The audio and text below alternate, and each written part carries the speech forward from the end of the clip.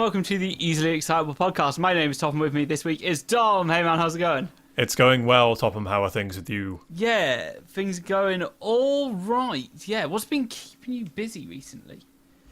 It's been voiceover stuff. Been playing some games with the Good Guy Gamers as per usual. Been DMing for the entire group pretty much, aside from DG, because I'm apparently the only fucking person who knows how to do the DM. Yeah. No, I'm kidding.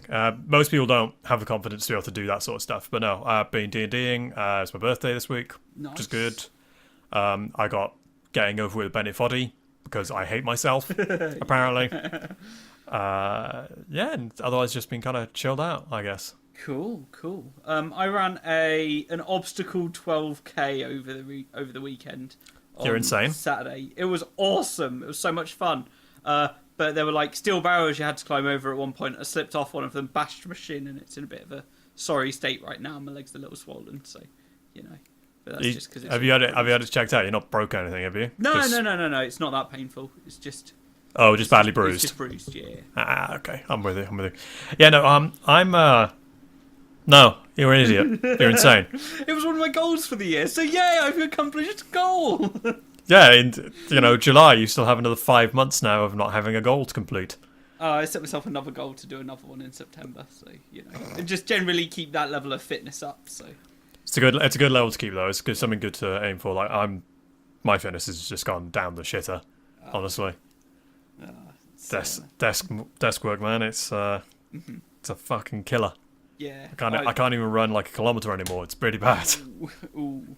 Yeah. I'm trying to focus on making sure I'm in somewhat decent shape. I like doing exercise, so it's not particularly difficult to get motivated, and especially like with Taekwondo, it's very easy to be like, yes, I want to be faster than everyone, so I will try and put that into motion. It's good having a motivator. It's good having something like that rather than for me. It's just like people are like, oh, you should work out. I'm like, I mean, I should, but I'm perfectly healthy. I'm actually chronically underweight. Not chronically, but I am underweight for my size, even though I eat like a fucking horse and do no exercise. Because I'm that fucking guy. So, should I exercise? I don't need to burn calories. Yeah. Fair enough. Apparently I do it somehow anyway. Yeah. Have you had any fun D&D adventures recently? God, there's been some really fucking stupid ones recently. I've done a few one-shots. I've done a couple of campaigns. We recently got back into a long-standing campaign because some of the players have been away. So that campaign, they recently went to the Underdark, which for somebody who doesn't know D&D, let me explain. The Underdark is basically underneath the world. There is this realm of just like giant cave networks and like luminous mushrooms and very, very evil things, dark elves and dark dwarves being some of them. And so these also included in this cacophony of denizens which live down there are things known as illithids, aka mind flayers. Oh, flayers. Fun. They haven't quite encountered them yet, so if any of you are listening, spoilers. But they basically found out that they had to get an airship running, because that's their entire goal of this campaign. They want to get an airship up and running, and this is something they've decided that they want to do. I said to them, we did Lost Mines of Phandelver, and then I said to them, what do you want to do? I'm fine home brewing from here on. I just wanted to run this module just because I've never run a module before.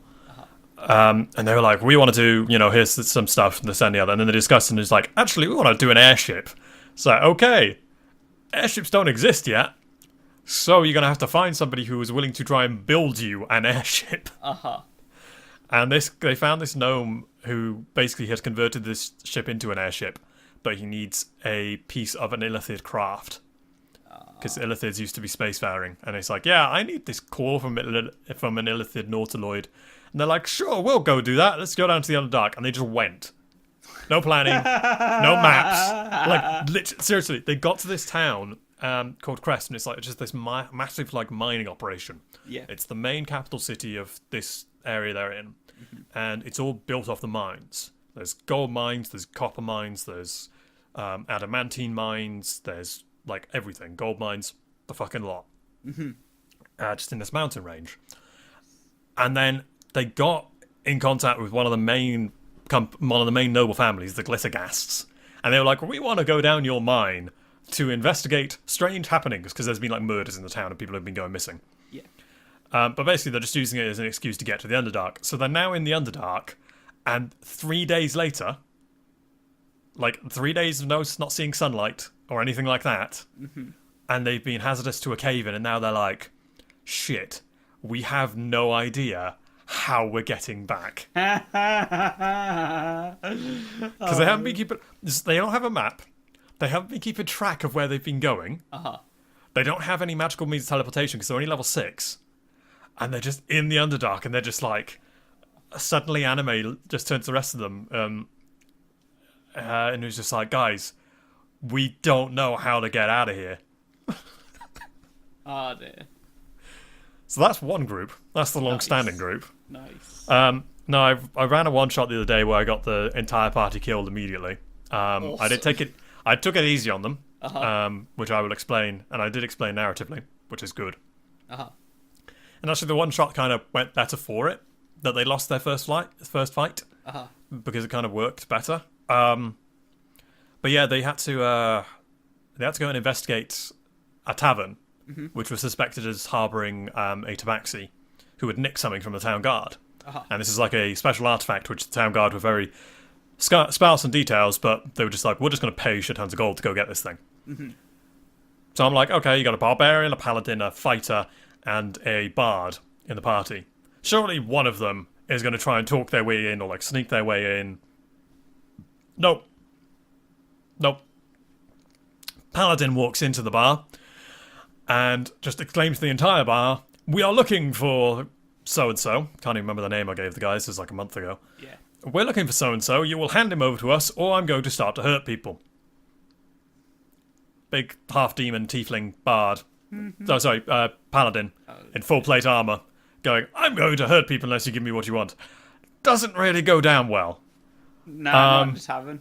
Not a tavern. No. Not in a tavern full of thugs. No. They're 3rd level, and they just got the shit beat out of them. What actually happened was they basically started fighting their way through the bar, and their barbarian bust through a door, and on the other side was the tabaxi and a few of his guards. But the tabaxi was a spellcaster, so he just hit the barbarian with suggestion, which is a rough spell for anyone who doesn't know. Basically, paraphrasing here, you suggest a form of action, and if the target fails a saving throw, they have to perform that to the best of their abilities. Unlike a lot of spells, this doesn't have a saving throw later on, so if you fail once, you're doing whatever they ask you to do. And it can last up to 8 hours.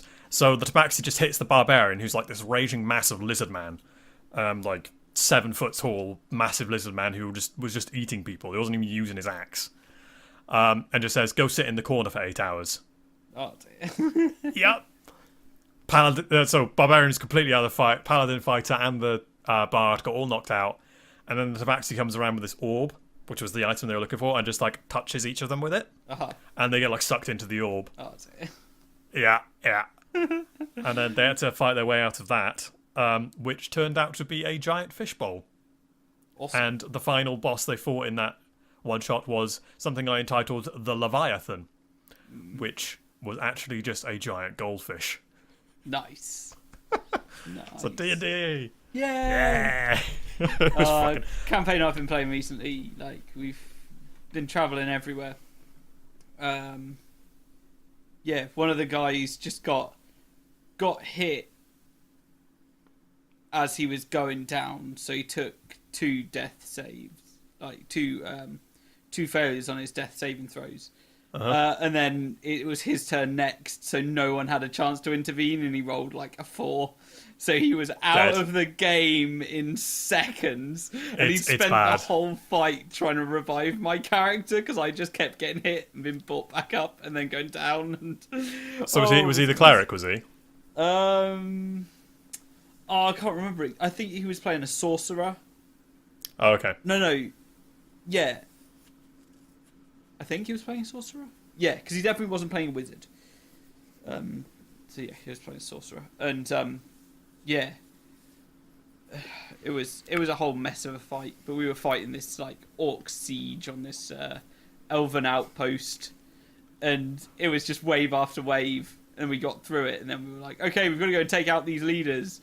The leaders of the orc army went down to them, and now that's where it all kicked off. And we had a fun but also miserable time. I did kill one of the players a few months ago. I don't know whether I told you about this. Oh, I'm not sure. I might have mentioned it on the podcast, but in case I have, I'll just paraphrase real quick. So, the same party who's currently like stuck in the Underdark, they were basically told there's a bounty out on some orcs. Mm-hmm. That's all they were told. It was just like there's a bounty out on some orcs, and they was like, yeah, fuck it, we need some money, go kill orcs. So they go out into this forest, and then there's like this 200-foot cliff ahead of them, and at the top of it's this orc camp. Now, one of the players is an Akarockan, which is like a bird person who can fly. Yeah. So he's just like, yeah, fuck it. He just flies up this 200-foot cliff and just starts attacking the orcs. And he's a monk, so he's just like this unarmored Akarockan, just like kicking and punching the shit out of all these orcs. So then I hit him with something out of Volo's Guide to Monsters, which is kind of like a supplement, which has like more powerful orcs in it. Mm-hmm. And I kill him. I outright killed the Akarockan. Yeah, it wasn't like an outright like double damage to his hit points, but like he gets knocked out by the time the Tabaxi is like climbing up the cliff because he can climb. Yeah. The Goliath is stuck at the bottom in full plate armor because he cannot climb this 200-foot cliff without falling off. Mm-hmm. And the same with the Rogue. The Rogue is like, I might be able to run around the cliff real quick or whatever. But the Goliath is just like at the bottom of this cliff, like lobbing javelins at disadvantage because of the range, just up this cliff, everything he can hit. Yeah. And yeah, then everything goes quiet. A few moments later, they just see the orc chieftain like walk out and just kick off the unconscious body of the Birdman. And he falls 200 feet and just like, oh no, just like splats all over the floor. But yeah, I've rolled for damage on that, and it wasn't too high, so that he wasn't liquefied on impact. Yeah. And then they had a scroll of Revivify, so they managed to get away with it. But yeah, it was literally like one Birdman versus about 12 orcs. Oh dear. And he got pummeled. And this is including like normal orcs. There was like the orc chieftain. Yeah. There was like assassin orcs. Mm-hmm. There was exploding orcs, which were in cages because like half of the like thing were ill, and like they were getting this weird illness where they were just basically exploding. So they were locked in cages. So at one point, the Akarockan got like kicked into the cage, and the one inside went like, whoa, bear hug, and just exploded into gore. Oh no. It was rough. It was funny as hell. Yeah, I can imagine. But yeah, they were like, no! Ah! But it's like, you can't do this, Tom. I'm like, I'm not doing it. Fucking orcs are doing it. You took on an entire camp of orcs by yourself, you daft idiot. Yeah. Ugh. Oh dear. Crazy. D&D's like, it's so much fun to just go and use your imagination. Just like think things out. It's the most entertainment you can have with your mind, I think is. Yeah, it's the most fun you can have with your mind, I think is the saying. Yeah. It's just such shenanigans. Good. But yeah, in the realm of fantasy, I've been reading some Terry Pratchett books, which has been an absolute blast. I'm not much of a reader, I will say that, but yeah, I've got through Colour of Magic. I'm reading The Light Fantastic, which is like a direct sequel, of which there is only one. The rest of them are just written in the series, in the Discworld series, and yeah, I'm really enjoying like actually sitting down, reading a book, and being like, this is keeping me entertained. And yeah, I can't remember the last time I actually sat down and read a book, like, outside of this year. Like, this year's been like, yes, I'm going to read these books. Before then, must have been years ago. But, like, yeah. Have you ever read any of the Terry Pratchett books? When I was a kid, I used to read them. I don't honestly remember a lot about them. I have Colour of Magic and We Free Men. I know they're both on my shelf. So they're like I have a massive bookshelf next to my bed. Mm-hmm. Scott is Terry Pratchett on there. There's Garth Nix. I'm currently going through David Gemmell. Okay. Who's good. He did one of his more famous books is a book called Legend, which is the one I'm actually reading right now because it got recommended to me by a friend. Cool. I've got like the Wheel of Time series on there. I've got There's an original, well, not original print, but a 1958 print of Lord of the Rings. Nice. That it's like my parents' book. It's older than they are. It's a fucking beast of a book. But yeah, no, I've never actually. I can't remember ever really getting into Pratchett, to be honest, because he has a very unique writing style, doesn't he? Yes, yeah. I read, like, when I was much younger, like, I read Mort, which is the fourth book. But it's, like, the book that he's, like, yes, that's the first book that I felt I wrote properly. So, like, the first three are just, like, preamble for him getting things out of his mind and a universe set up. So, yeah, it took him, like, three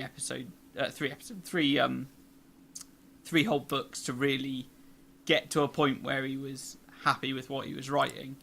And I really enjoyed it when I read it. But then I just didn't read any more. And now I'm like going back. It's like it's got all these quirks, and the way he describes things, like at times, are in keeping with like things that are going on in the world. So it's like a really strange, way of describing things that are happening that are particular to what's going on, and you need to have a knowledge of what's going on, and he's trying to describe. So it's like.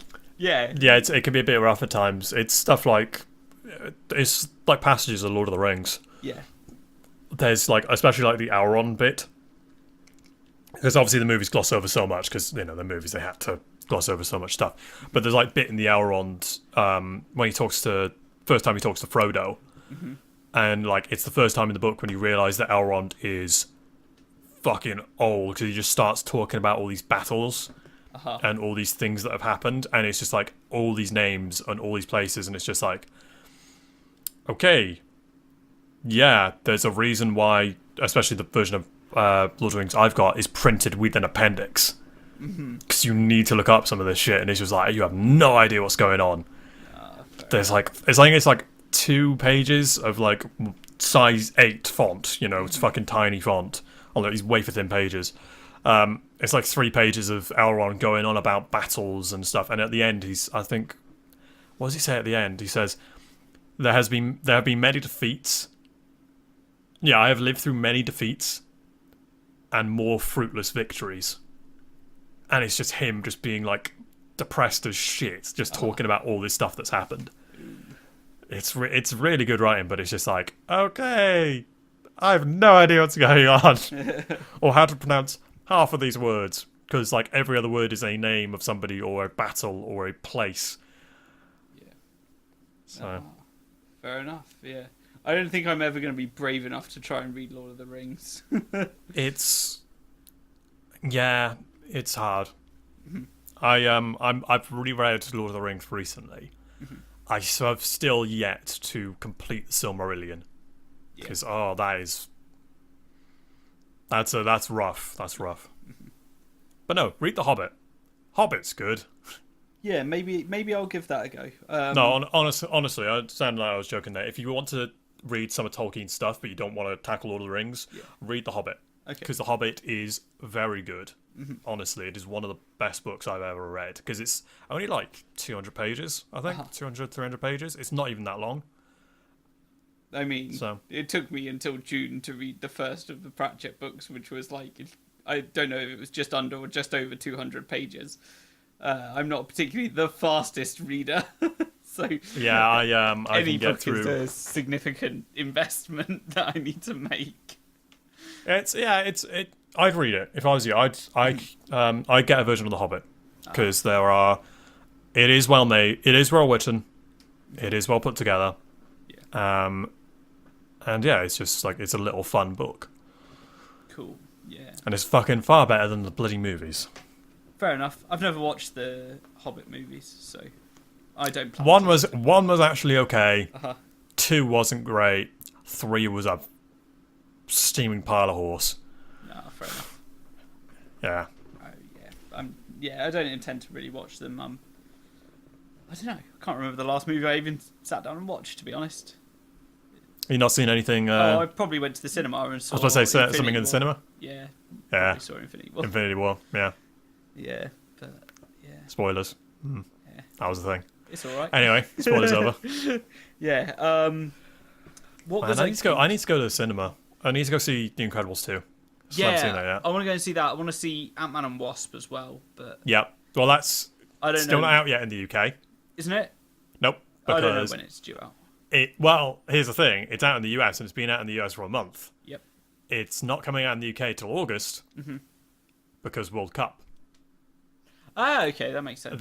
Marvel delayed the release of it in Europe and the UK because the World Cup was going on. And they were like, yeah, we're not competing with that, so we're just going to put it back a month. Fair enough, that makes It's sense. like, oh, fuck you guys. Talking of the World Cup, Jesus. Did you watch any of it? I watched some of it. Oh, And that's watched ridiculous 2 coming from minutes. me because it's nice. And I don't think it was even an England game. My parents had it on the TV and they were just sitting watching it, and I was just like, I'm not interested. Run away. No, I watched. I didn't even watch the England game. Honestly, I watched bits of the England games. Fucking what was it? It was the Germany-South Korea game. I watched probably a good like half of that game, and that was fucking hilarious to watch. That was so bad for the Germans. So bad. But yeah. Yeah, no, I have no care for football, so I don't. I was just having care because Dan and Andy yeah. were in the chat and they were like, "It's coming home, guys! It's fucking coming home!" I'm just like, "Oh no, guys!" Dad said that, and Dan was getting so excited. And he was like, "We can win this." It's like, "No, we can't.